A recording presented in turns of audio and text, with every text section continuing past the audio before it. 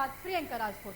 Bulletin की शुरुआत करेंगे इस वक्त की अहम खबरों में बात करेंगे पहले आगरा की। ताज सुरक्षा में तैनात एसआई रीना चौधरी बड़ी महिलाओं पर अपनी वर्दी का रौब दिखाते हुए दिखी कि बूढ़ी महिलाओं से शब्दों का प्रयोग किया गया। वहीं पर महिलाओं का कहना है कि एसआई रीना चौधरी दुकान लगवाने के लिए 100 रुपए मांगती हैं। हम 30 साल से ताज के अंतर्गत काम करके अपना पेट पालते हैं और इससे पहले जो भी अधिकारी आगे आए उन्होंने हमें कभी परेशान नहीं किया, लेकिन महिलाओं का कहना है कि 2 साल से एसआई रीना चौधरी जो ताज सुरक्षा में तैनात है वे हमें 2 साल से परेशान कर रही हैं। अगर एसआई रीना चौधरी को ट्रांसफर नहीं किया गया तो हम अपनी जान दे देंगे। महिलाओं का कहना है कि आगे दुकान लगती है और दुकानदारों से एसआई रीना चौधरी पैसे लेती है। देखिए।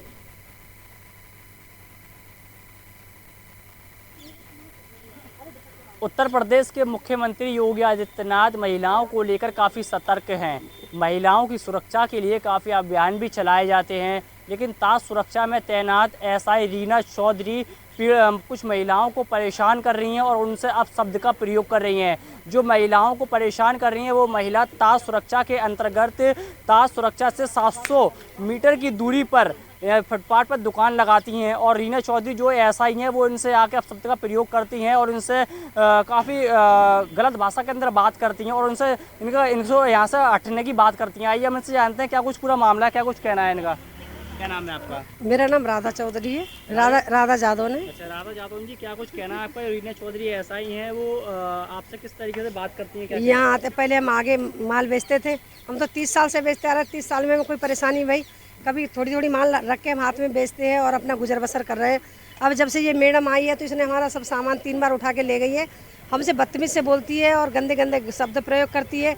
ये कहती है यहाँ की ड्यूटी देना पड़ेगा तुम्हें और नहीं तो तुम्हारे खिलाफ मुकदमा लिख दूंगी और यहाँ पे तुम हाँ पैसा मांगती है। पैसे मांगती है? ये कहते हैं आपको रोज के 100 रुपए देना पड़ेगा। अच्छा, रोज के 100 रुपए? हाँ, एक जने से। सरकारी इनकम से पेट नहीं भर रहा? नहीं उनका नहीं भर रहा, ये इनसे लेती है ना सबसे।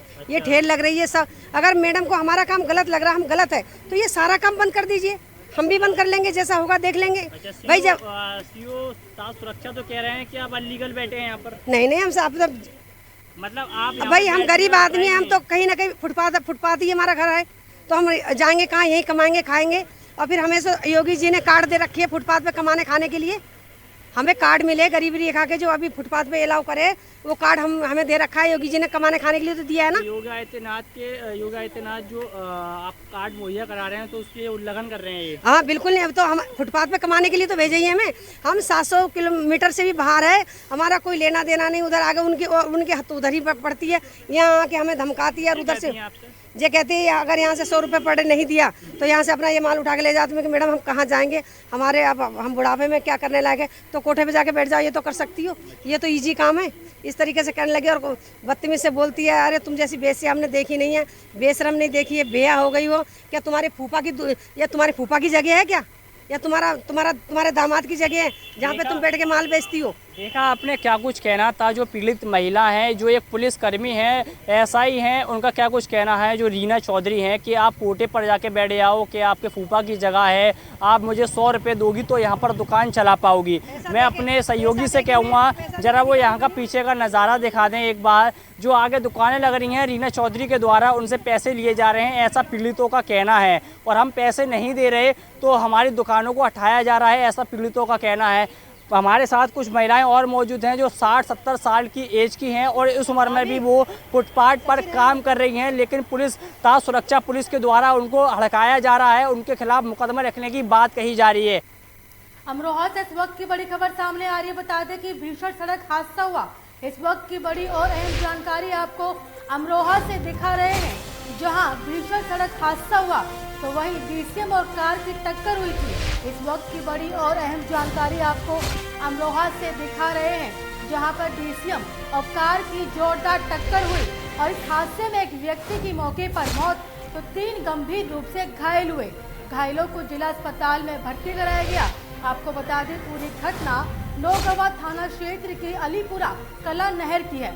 आपको इस वक्त की बड़ी और अहम जानकारी अमरोहा से दिखा रहे हैं, जहां पर भीषण सड़क हादसा हुआ तो वहीं डीसीएम और कार की जोरदार टक्कर हुई थी। इस हादसे में एक व्यक्ति की मौके पर मौत हो गई तो वहीं 3 लोग गंभीर रूप से घायल हो गए।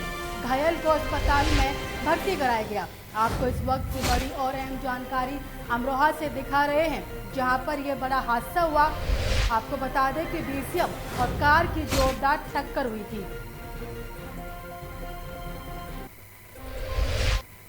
अमरोहा के धनोरा विधानसभा क्षेत्र से बीजेपी की विधायक राजीव तरारा से आज लोकमंच न्यूज के जिला संवाददाता इकबाल अंसारी ने समाजवादी पार्टी और राष्ट्रीय लोकदल के गठबंधन को लेकर खास बातचीत की। विधायक राजीव तरारा ने विपक्षियों पर निशाना साधा और कहा कि योगी और मोदी काम से दोबारा 2022 में मुख्यमंत्री योगी को जीत मिलेगी। क्या कुछ कहा, देखिए आप। नमस्कार। आज धनोरा विधानसभा के विधायक राजीव तरारा जी हमारे साथ मौजूद हैं और आज हम उनसे चर्चा करने वाले हैं जो सपा और रालोद का गठबंधन हुआ है कि इसको लेकर के क्या बीजेपी पर कोई असर पड़ेगा, हम बात करते हैं। जी विधायक जी बताइए, जो सपा और रालोद का गठबंधन हुआ है तो क्या इसके ऊपर जो है बीजेपी पर कोई 2022 के चुनाव में असर पड़ने वाला है? देश और प्रदेश की जनता का विश्वास भारतीय जनता पार्टी के साथ है। देश के आदरणीय प्रधानमंत्री नरेंद्र मोदी जी के साथ है। उत्तर प्रदेश के आदरणीय मुख्यमंत्री योगी जी के साथ है। उत्तर प्रदेश की सरकार के साथ है।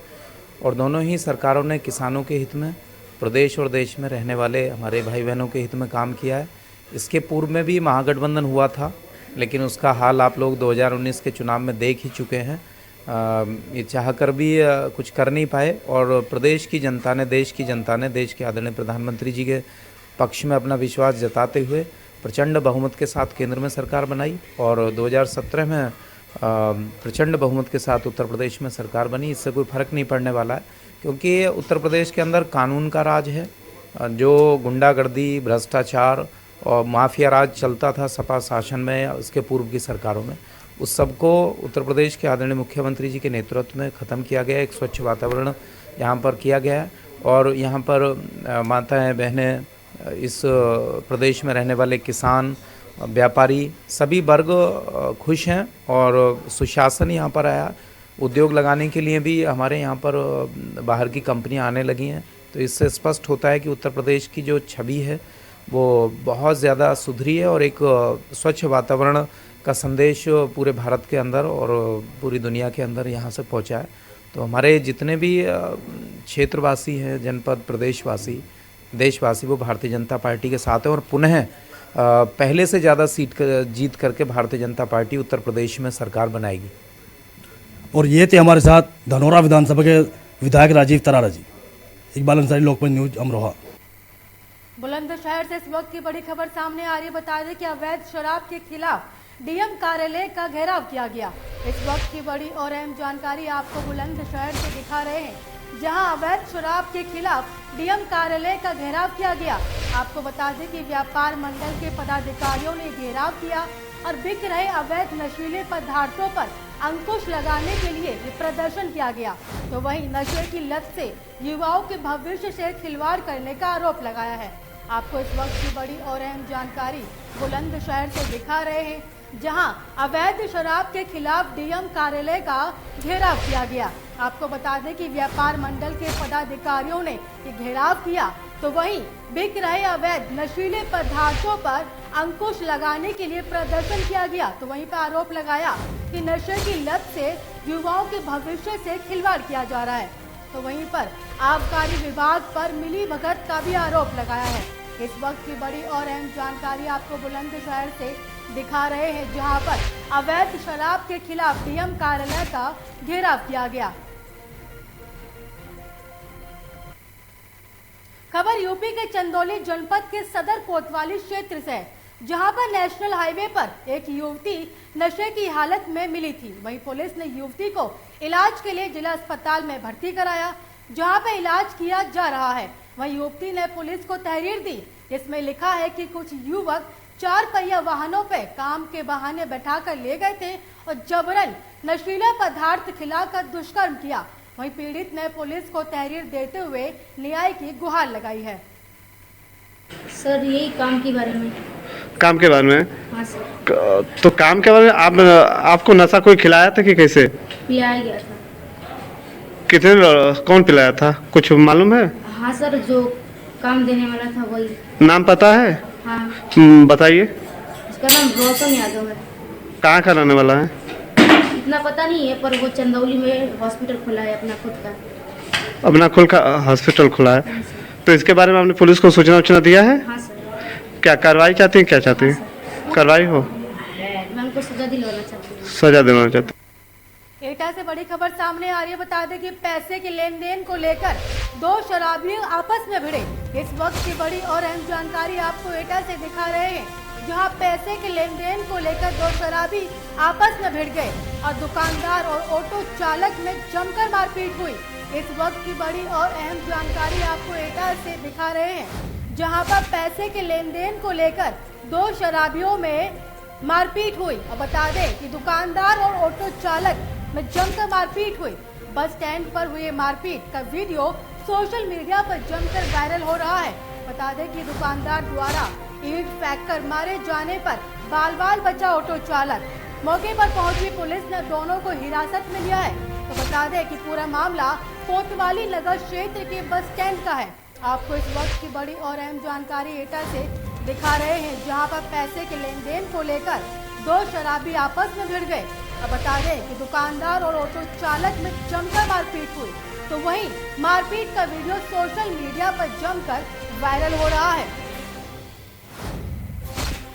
आपको इस वक्त की बड़ी और अहम जानकारी एटा से दिखा रहे हैं, जहां पर दुकानदार द्वारा ईंट फेंककर मारे जाने पर बाल बाल बचा ऑटो चालक। तो वहीं मौके पर पहुंची पुलिस ने दोनों को हिरासत में ले लिया है। तो बता दें कि पूरा मामला कोतवाली नगर क्षेत्र के बस स्टैंड का है। गाजियाबाद के नेहरू नगर में यशोदा हॉस्पिटल में IVF सेंटर का उद्घाटन करने के लिए उत्तर प्रदेश के कानून मंत्री ब्रजेश पाठक पहुंचे। ब्रजेश पाठक ने हॉस्पिटल के अंदर IVF सेंटर का उद्घाटन किया। वहीं ब्रजेश पाठक ने कहा कि 2022 के विधानसभा चुनाव में एक बार फिर से बीजेपी आ रही है। बीजेपी सरकार जनता के बीच में रहकर काम करती है और सपा और रालोद के गठबंधन से बीजेपी पर कोई फर्क नहीं पड़ेगा। पिछले चुनाव में भी गठबंधन किए गए थे, तब भी बीजेपी ने पूर्ण बहुमत से सरकार बनाई। ब्रजेश पाठक ने आपको बता दें कि ब्रजेश पाठक ने यूपी टेट का एग्जाम लीक होने के बाद मुख्यमंत्री योगी आदित्यनाथ के द्वारा लिए गए निर्णय की सराहना की। आपको बता दें कि साथ ही उन्होंने कहा कि मुख्यमंत्री योगी आदित्यनाथ ने दोषियों के खिलाफ सख्त कार्रवाई करने के आदेश दिए हैं। बीजेपी पार्टी किसानों के साथ है, किसान जो भी चाहते हैं वह कर दिया गया है। मैम पहले तो आप अपना परिचय बता दीजिए। I am doctor Gauri Agarwal. मैं Seeds of Innocence IVF centre की फाउंडर एंड डायरेक्टर हूँ and I am an IVF specialist. Yashoda hospital में IVF की शुरुआत की गई है, किस तरीके से काम करेगा? सो यशोदा हॉस्पिटल में सीड्स ऑफ इनोसेंस ऑलरेडी 6 साल से चल रहा था। हम लोग यहाँ पे IVF कर रहे थे और IVF हमारी अपनी 14 ब्रांचेस ऑलरेडी अक्रॉस हैं। लेकिन यहाँ पे क्योंकि अब हमें रियलाइज़ होता है कि IVF को फीटल मेडिसिन एंड जेनेटिक्स की बहुत ज़्यादा ज़रूरत है, बिकॉज बहुत सारे पेशेंट्स आते हैं जिनको अपने में कोई जेनेटिक प्रॉब्लम है या उनके पहले बच्चे में प्रॉब्लम्स हैं या फिर उनका बार बार IVF फेल हो रहा है या बार बार उनको अबॉर्शंस हो रहे हैं। इस केस में जेनेटिक टेस्टिंग एम्ब्रियोज यानी भ्रूण की करना IVF में बहुत आवश्यकता होती है। दरअसल उत्तर प्रदेश के जब 2022 में आम चुनाव होंगे उत्तर प्रदेश विधानसभा के, भारतीय जनता पार्टी पूरी तरह से तैयार है। हम 5 वर्ष जनता के बीच में रह करके काम करते हैं, जबकि जो विरोधी दल हैं वो केवल चुनाव के समय घरों से निकल करके जनता के बीच में तरह तरह की बयानबाजी करके लोगों को गुमराह करने का काम करते हैं। 2014, 17, 19 में बुरी तरह से सभी विपक्षी दल परास्त हो चुके हैं। उत्तर प्रदेश के जनमानस ने कोरोना महामारी के काल में भी देखा है कि भारतीय जनता पार्टी के कार्यकर्ता ही उनके साथ कंधे से कंधा मिलाकर खड़े थे। चाहे आदरणीय प्रधानमंत्री नरेंद्र मोदी जी की योजनाएं हों, चाहे आदरणीय योगी जी की योजनाएं हों, सभी उत्तर प्रदेश के जनता के हित में है। हमने लोगों को उनके घरों तक सभी सुविधाएं उपलब्ध कराई हैं, चाहे कोरोना महामारी का टीका हो, चाहे दवाइयाँ हों, चाहे उनको जो भी उपलब्ध कराना हो, निःशुल्क राशन देना हो, और उत्तर प्रदेश का जनमानस भारतीय जनता पार्टी के साथ है। खबरों में आगे बढ़ेंगे। बता दें कि गाजियाबाद के विजयनगर जोन में निर्माण विभाग की लापरवाही सामने आई है। काफी समय से विजयनगर के लेबर चौक के पास कई दिनों नाले की पुलिया का निर्माण कराया जा रहा था, जिससे आसपास के लोगों का कहना है कि इस काम को 2 से 3 महीने हो चुके हैं और सड़क खुद ही पड़ी है। नगर निगम की लापरवाही आए दिन यहाँ हादसे होते रहते हैं। नगर निगम ने एक तरफ की सड़क पूरी ब्लॉक कर रखी है, जिससे आने जाने वाले लोगों को बहुत परेशानी होती है। सुबह शाम यहाँ बहुत ज्यादा ट्रैफिक भी लगता है। ऐसे में प्रदूषण का स्तर बढ़ जाता है और यहाँ की निर्माण सामग्री जो है खुले में पड़ी है, जिसको किसी भी प्रकार से कवर नहीं किया गया है। धूल मिट्टी उड़ती है, जिसकी वजह से हमारे घरों में धूल मिट्टी आती है, जिससे घरों में बच्चे और बूढ़े बुजुर्गों की आंखों में जलन होती है। इस वक्त मौजूद है विजयनगर जोन के विजयनगर क्षेत्र में, जहां आप देख सकते हैं काफ़ी दिनों से एक नाले का निर्माण हो रहा है। बारिश के दौरान यहां पर सड़क धंसने का जो कार्य बताया जा रहा है, उसको लेकर जो नगर निगम का निर्माण कार्य है उसने कार्य आरंभ किया और 2 से 3 महीने यहां पर काम को हो चुके हैं लगातार। कई लोगों का कहना है कि यहां पर आने जाने में परेशानी हो रही है। ट्रैफिक जो शाम का ट्रैफिक है यहाँ पर बड़ा रश रहता है। एक तरफा रोड होने के कारण यहाँ लोगों में जाम की परेशानी बनी रहती है, काफ़ी लंबा जाम लग जाता है। कुछ लोग हमारे साथ मौजूद हैं, स्थानीय लोग, यहाँ इनसे बात करेंगे। जी हाँ जी। कब से जो है निर्माण हो रहा है ये? भैया 2-3 महीना हो गए, खोद के घेर दिया, बस ऐसी खाना पूर्ति हो रही है, काम कहाँ हो रहा है। यहाँ अधिकारी आते हैं, उनका क्या कहना है? बस अधिकारी आते हैं, देख के चले जाते हैं, हाँ होगा, हाँ करते हुए हो गए 2-3 महीना हो गए। अच्छा, क्या है, कितने दिन हो गए यहाँ पर आप लोग देखते देखते? कभी 2.5 महीना हो गया।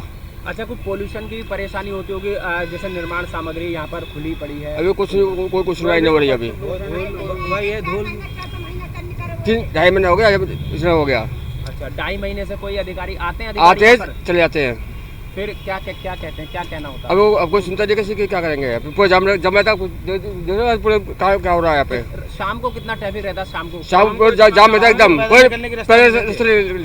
कितना रास्ता? पैदल निकलने की रास्ता नहीं होती है शाम को यहाँ पे। हाँ जी। और ये जो मान लो अब ये खुली मिट्टी पड़ी है, जब हवा चलती है तो सारी धूल उड़ती है, इससे धूल घरों में जाती है। हाँ, इससे आप लोगों को कुछ सांस लेने में परेशानी होती है? आँखों में जलन होती है, प्रदूषण इतना हो जाता है कि आँखों में जलन होने शुरू हो जाती है और सांस में भी दिक्कत होती है। कुछ लोग, स्थानीय लोग हमारे साथ यहाँ मौजूद थे। साफ तौर पर उनका कहना है कि जब यहाँ धूल हवा मिट्टी उड़ती है तो उसको लेकर पोल्यूशन जो है काफ़ी बेहतर बढ़ जाता है, जिससे आंखों में गले में परेशानी इनको होती है। मैं सुनील गौतम, लोकमंच न्यूज़, गाजियाबाद। टीईटी पर्चा लीक के मामले को लेकर प्रदेश भर में जहां सियासत गरमाई हुई है, वहीं इस मामले को लेकर गोंडा जिले में आज सपाइयों ने सरकार के खिलाफ जमकर हमला बोला और घंटों तक सड़क जाम कर प्रदर्शन किया। वहीं सरकार के विरुद्ध जमकर नारेबाजी की। बता दें कि एलबीएस चौराहे पर आज राष्ट्रीय सचिव मुलायम सिंह, यूथ ब्रिगेड तस्लीम खान और जनसभा के राष्ट्रीय सचिव सरफराज खान की अगुवाई में सैकड़ों की संख्या में सपा कार्यकर्ताओं ने सड़क को जाम कर दिया और सरकार के खिलाफ जमकर नारेबाजी की। घंटों तक सड़क जाम होने के बाद अपर पुलिस अधीक्षक और मजिस्ट्रेट मौके पर पहुंचे, जिसके बाद सपा पदाधिकारियों ने मजिस्ट्रेट को ज्ञापन सौंपा और प्रदर्शन समाप्त किया। वहीं इस मामले में राष्ट्रीय सचिव ने सरकार पर बड़े आरोप लगाए कि सरकार और बीजेपी के लोग ही पर्चा लीक करवाते हैं। मैं तस्लीम खान, राष्ट्रीय सचिव Samajwadi party Mulayam Singh youth brigade से हूं। आज हम लोगों ने जिस तरह से पिछले 5 सालों से ये निर्दयी और जालिम सरकार, छात्र विरोधी और नौजवान विरोधी ये सरकार, रोजगार विरोधी ये सरकार लगातार वैकेंसीज निकालती हैं और उसके बाद मैं इल्ज़ाम लगाता हूं कि साजिशन के तहत ये सरकार पर्चा लीक करवाती है और उसके बाद नौजवान, हमारा बेरोजगार नौजवान अपने घर के पैसे से पर्चा का फॉर्म भरता है, एग्ज़ाम देता है, सड़कों पर जाड़े में, ठिठुरती हुई जाड़े में वो जाके सड़कों पर लेटता है। जब सुबह एग्ज़ाम देने के बाद आधा पर्चा ख़त्म होने के बाद ये इस सरकार द्वारा कहा जाता है कि पर्चा लीक किया। गोरखपुर से इस वक्त की बड़ी खबर सामने आ रही है। बता दें कि गोरखपुर सीएम योगी पहुंचे, जहां पर सीएम योगी ने नगर विधायक की सुपुत्री डॉक्टर अदिति को आशीर्वाद दिया। इस वक्त की बड़ी और अहम जानकारी आपको गोरखपुर से दिखा रहे हैं, जहां पर सीएम योगी ने नगर विधायक की सुपुत्री डॉक्टर अदिति को आशीर्वाद दिया।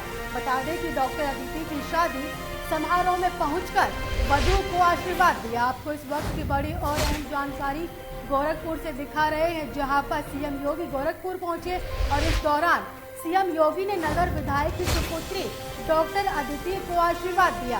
बता दें कि डॉक्टर अदिति की शादी समारोह में पहुंचकर वधू को आशीर्वाद दिया और डॉक्टर क्षितिज के साथ विश्वविद्यालय परिसर में यह कार्यक्रम संपन्न हुआ।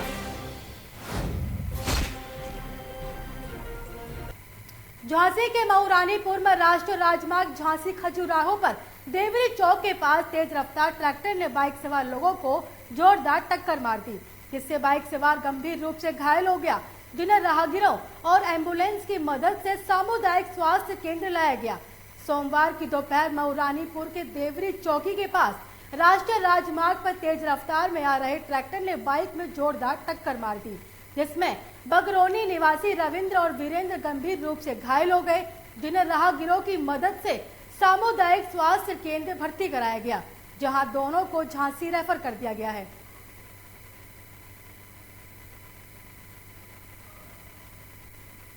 कासगंज से इस वक्त की बड़ी खबर सामने आ रही है। बता दें कि चलती कार के इंजन में अचानक से आग लग गई। इस वक्त की अहम और बड़ी खबर आपको कासगंज से दिखा रहे हैं, जहां पर चलती कार के इंजन में अचानक से आग लगी। कार चालक सहित 2 लोगों ने कूदकर अपनी जान बचाई। कार सवार डॉक्टर सहावर से गंज गुंडवारा जा रहे थे। इस वक्त की बड़ी और अहम जानकारी आपको कासगंज से दिखा रहे हैं, जहां चलती कार में अचानक से आग लग गई और कार चालक सहित 2 लोगों ने कूदकर अपनी जान बचाई। बता दें कि कार सवार डॉक्टर अपने क्लिनिक जा रहे थे, तो वहीं दुकानदारों की मदद से कार पर पानी डालने के बाद आग पर काबू पाया गया। आपको इस वक्त की बड़ी और अहम जानकारी कासगंज से दिखा रहे हैं। चलती कार के इंजन में अचानक से आग लग गई।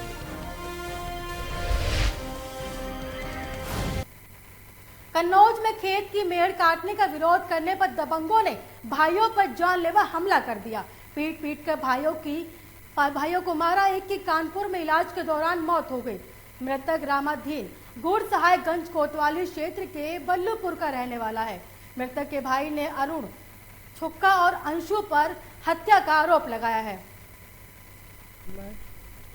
जनपद कन्नौज के थाना गुरसहायगंज क्षेत्र में एक बल्लूपुरवा गांव पर था, जहां पर एक ही जात के 2 पक्षों के बीच में मेड़ को लेकर के विवाद हुआ, जिसमें 3 लोग घायल हो गए। पुलिस ने तत्काल अभियोग पंजीकृत कर लिया है। आरोपियों की तलाश की जा रही है। अभी प्राप्त सूचना के अनुसार घायल 3 लोगों में से एक की मृत्यु हो गई है। आगे की विधिक कार्रवाई की जा रही है।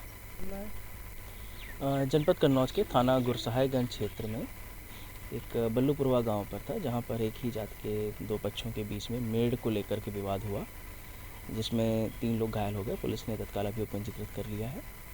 आरोपियों की तलाश की जा रही है। अभी प्राप्त सूचना के अनुसार घायल 3 लोगों में से एक की मृत्यु हो गई है। लखीमपुर हिंसा मामले में मुख्य आरोपी आशीष मिश्रा की जमानत याचिका का विरोध करने के लिए हाईकोर्ट लखनऊ में वकालतनामा पेश किया गया। Advocate Mohammad Khwaja, advocate Shashank Singh, advocate Mohammad Aman के द्वारा जमानत का विरोध करने के लिए आज वकालतनामा पेश किया गया, जिसमें काउंटर के लिए अगली सुनवाई 10 दिसंबर को होगी। आपको बता दें, इससे पहले लखीमपुर जिला जज के द्वारा मुख्य आरोपी की जमानत याचिका खारिज कर दी गई थी। उसके बाद जमानत के लिए मुख्य आरोपी के वकील के द्वारा हाईकोर्ट में जमानत याचिका दाखिल की गई, जिसमें अगली सुनवाई 10 दिसंबर को होगी। आशीष मिश्रा उर्फ मोनू की बेल एप्लीकेशन आज हाईकोर्ट में लगी थी, पहली सुनवाई थी, और उस एप्लीकेशन में आज अपना वकालतनामा सबमिट किया है हम लोगों ने, और उसके बाद कोर्ट ने हमें 10 दिसंबर तक का समय दिया है काउंटर सबमिट। लखनऊ से बड़ी खबर सामने आ रही है। बता दें कि अमोसी एयरपोर्ट पर नए वेरिएंट को लेकर अलर्ट किया गया। इस वक्त की बड़ी और अहम जानकारी आपको लखनऊ से दिखा रहे हैं, जहां अमोसी एयरपोर्ट पर नए वेरिएंट को लेकर अलर्ट है।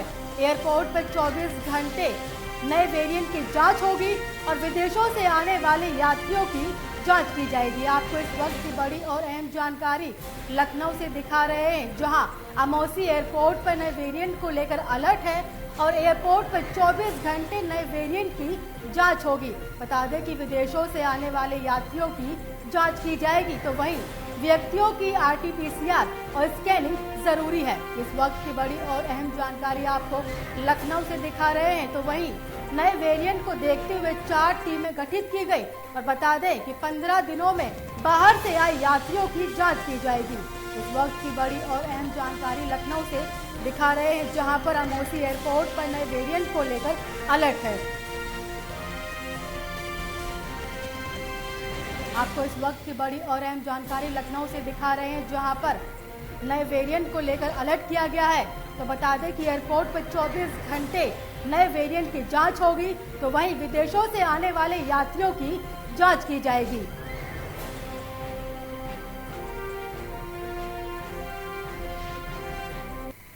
लखनऊ से बड़ी खबर सामने आ रही है। बता दें कि सपा पार्टी नेता आईपी सिंह ने विवादित होर्डिंग लगवाई है। इस वक्त की बड़ी और अहम जानकारी आपको लखनऊ से दिखा रहे हैं, जहां पर सपा पार्टी नेता आईपी सिंह के जरिए विवादित होर्डिंग लगवाई गई। तो बता दें कि टीईटी पेपर लीक को लेकर ये होर्डिंग्स लगवाई गई है और होर्डिंग्स में लिखा गया है कि बंटाधार नकल दमदार छात्रों का बंटाधार। इस वक्त की बड़ी और अहम जानकारी आपको लखनऊ से दिखा रहे हैं, जहां सपा पार्टी नेता आईपी सिंह के जरिए होर्डिंग लगाई गई। तो होर्डिंग पे लिखा था नकल दमदार छात्रों का बंटाधार, तो वहीं पर योगी सरकार पर निशाना साधा है।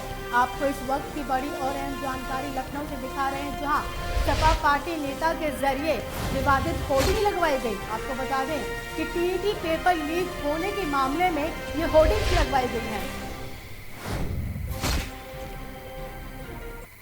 मऊ से बड़ी खबर सामने आ रही है। बता दें कि सपा के फ्रंटल संगठनों का विरोध प्रदर्शन देखा गया। इस वक्त की बड़ी और अहम जानकारी आपको मऊ से दिखा रहे हैं, जहां सपा के फ्रंटल संगठनों का विरोध प्रदर्शन। बता दें कि टीईटी पेपर लीक होने को लेकर ये विरोध प्रदर्शन किया गया और साथ ही भ्रष्टाचार और अव्यवस्था के कारण पेपर लीक हुआ। आपको इस वक्त की बड़ी और अहम जानकारी मऊ से दिखा रहे हैं, जहां पर 3 सूत्रीय मांगों को लेकर सिटी मजिस्ट्रेट को पत्र सौंपा गया। आपको बता दें कि 15 दिन के अंदर दोबारा टेट की परीक्षा सरकार आयोजित कराएगी। मुरादाबाद में राणा शुगर मिल के महाप्रबंधक और गन्ना सेंटर प्रभारी के खिलाफ मुकदमा दर्ज किया गया। सेंटर में अवैध रूप से गन्ना खरीदने के मामले में ये मुकदमा दर्ज हुआ है। बता दें कि मुरादाबाद गन्ना समिति के सचिव ने मुकदमा दर्ज कराया। गन्ना समिति के सचिव ने राणा शुगर मिल के महाप्रबंधक गन्ना सेंटर प्रभारी पर धोखाधड़ी का आरोप लगाया है। अपने फायदे के लिए अलग से गन्ना खरीद लेकर जाते हैं और साथ ही बता दें पूरा मामला थाना कुंदर की डोमघर गन्ना सेंटर का है। मुजफ्फरनगर में थाना नई मंडी के द्वारकापुरी के ओम रेजिडेंसी में ज्वेलरी सहित लाखों की चोरी की खबर सामने आई है। दिन निकलते ही चोरी की घटना से क्षेत्र में हड़कंप मच गया।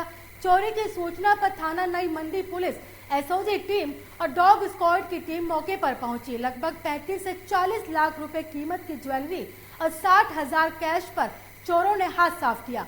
मौके पर पहुंची पुलिस छानबीन में जुटी है।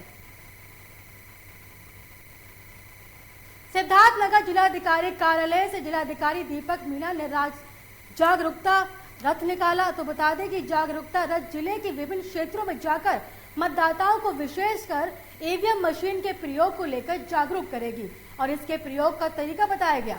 जागरूकता रथ को हरी झंडी दिखाने के बाद जिलाधिकारी दीपक मीणा ने बताया कि विधानसभा चुनाव 2022 के अंतर्गत चुनाव संबंधित सभी तैयारियां युद्ध स्तर पर की जा रही हैं। इसी कड़ी में भारत निर्वाचन आयोग के निर्देश पर मतदाताओं को जागरूक करने के उद्देश्य से ये जागरूकता रथ आवश्यक सभी सामग्रियों के साथ रवाना किया गया। इस जागरूकता रथ के माध्यम से जिले में सभी मतदाताओं को जागरूक किया जाएगा।